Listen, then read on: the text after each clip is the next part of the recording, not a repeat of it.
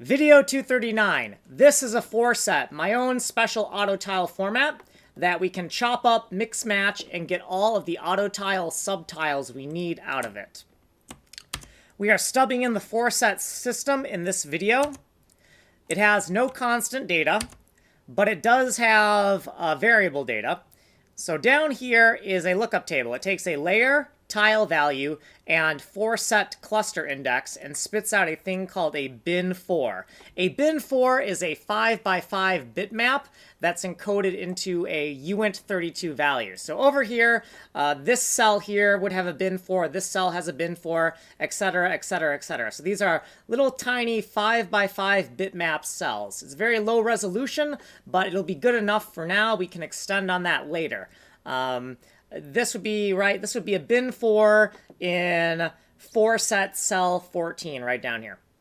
So that's how that works.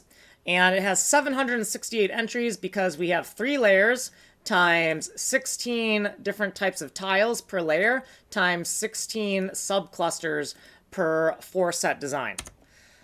This is the function section for FOURSET. We do not do anything in the initializer because that would violate dependency ordering. Instead, ArtDude is going to need to call FOURSET to create the binary versions of the decompressed FOURSET assets that ArtDude is holding on to. Here's what we did in the previous video, and here's our footnotes. Here's this example of how the data is laid out in the lookup table we went over earlier.